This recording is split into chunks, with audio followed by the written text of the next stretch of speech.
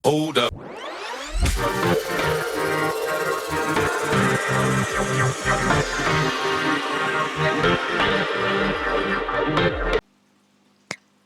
Assalamualaikum warahmatullahi wabarakatuh.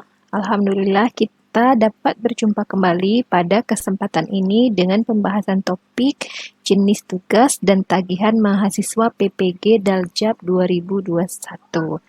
Nah, pada kesempatan ini kita akan mereview bagaimana mengerjakan tugas pada perencangan pembelajaran, yaitu pada 3.D5 dengan tagihan tugas refleksi dan RTL. Mari kita mulai dengan tahap login yang bisa dilakukan melalui SIM PKB masing-masing. Atau kita dapat langsung mengetikkan e-learning PPG pada Google. Nah, seperti ini. Kita akan menuju langsung ke sini.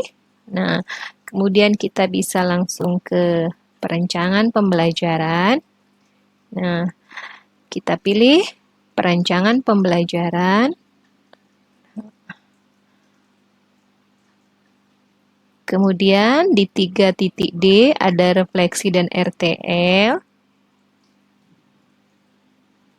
Nah, kita terlebih dulu harus mengupload hasil review dan validasi desain pembelajaran sebelum mengisi rencana tindak lanjut. Mari kita lihat rencana tindak lanjutnya itu seperti apa.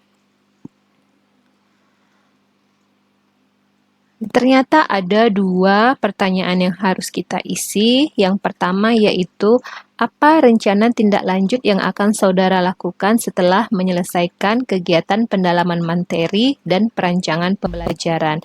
Nah, teman-teman, kita bisa lihat ini kolom sangat sempit. Jadi, saya sudah menyiapkan terlebih dahulu. Di sini ada jawabannya. Nah, sekali lagi ini jawaban menurut saya.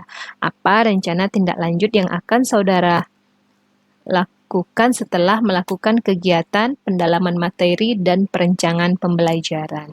Nah, untuk pertanyaan nomor 1 ini, menurut saya ini adalah apa yang bisa kita aplikasikan atau oleh-oleh apa yang bisa kita bawa pulang setelah kita mengikuti pendalaman materi dan perancangan pembelajaran.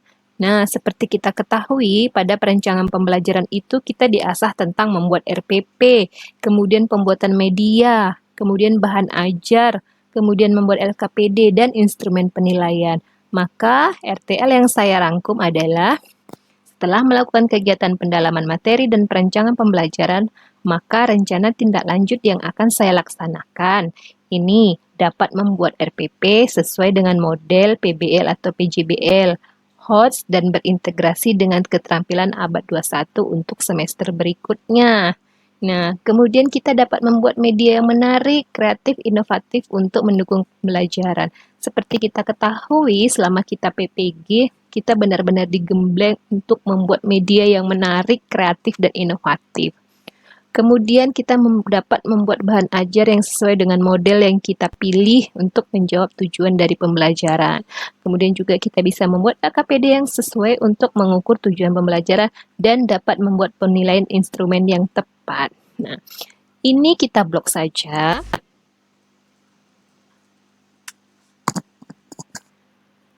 Kemudian langsung kita pastekan di sini. Nah, sudah selesai. Oke, kita lanjut ke pertanyaan kedua. Apa rencana tindak lanjut yang akan saudara lakukan terkait jadwal pelaksanaan PPL di sekolah saudara? Nah, di sini ada banyak versi menurut saya bagaimana kita melaksanakan tindak lanjut untuk pelaksanaan jadwal PPG.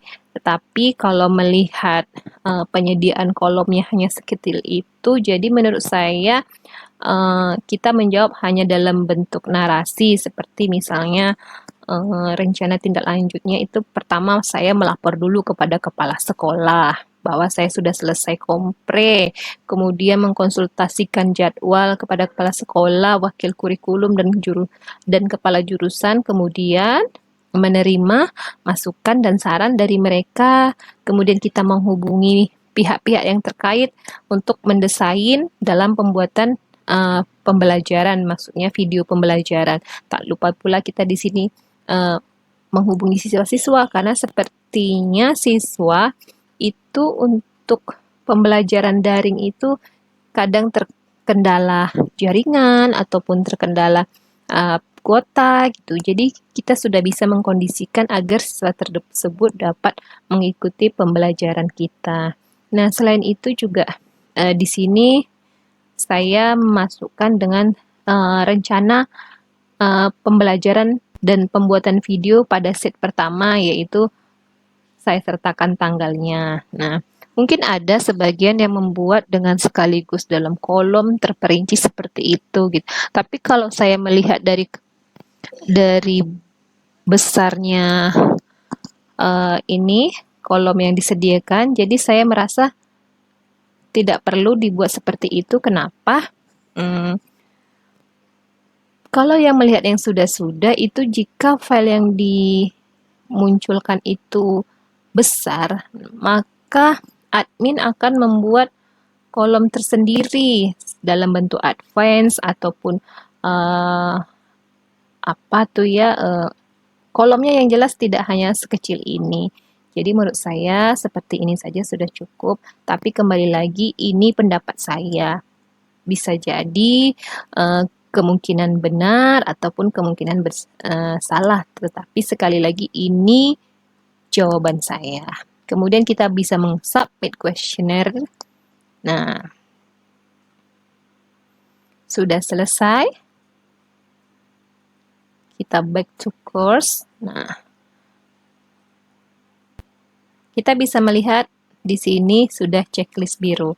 Artinya kita sudah bisa menyelesaikan pada tahap perancangan pembelajaran. Nah, setelah kita menyelesaikan RTL tadi, maka kita bisa mengklik ini, 4 uji kompre. Kalau tadi kita belum bisa klik.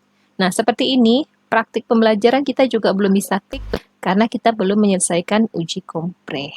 Nah, demikian review kita hari ini, mudah-mudahan bermanfaat. Maka kita akan bertemu lagi pada review-review berikutnya tentang